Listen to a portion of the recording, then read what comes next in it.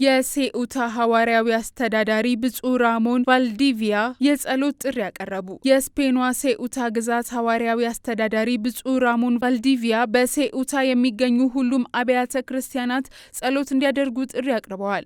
ብፁዕነታቸው በሴኡታ ለሚገኙ ካቶሊካውያን በጻፉት ደብዳቤ በሴኡታ እየተከሰተ ያለው ሰብአዊ ቀውስ አንስተው ካቶሊካውያን በጸሎት አንድ እንዲሆኑ እንዲሁም ቤተክርስቲያን በጸሎት በአንድነትና መተማመን እንደገና መገንባት ላይ ያተኮረ ምላሽ መስጠት እንዳለባት አሳስበዋል። ብፁዕ ራሞን ነሐሴ 2 ቀን 2018 ዓ.ም በወጣው ደብዳቤያቸው በስግብግብነትና በሙስና የተፈጠረውን ሰብአዊ ቀውስ አውግዘው የወደፊት እጣ ፈንታ የሌላቸውን ወጣቶች የመንግስት አስተዳደር አለመኖርን በመጠቀም ኃላፊነታቸውን ለመሸሽ የሚሞክሩ ጎልማሶችና ለችግር የተጋለጡ ህጻናት መኖራቸውን ገልጸዋል።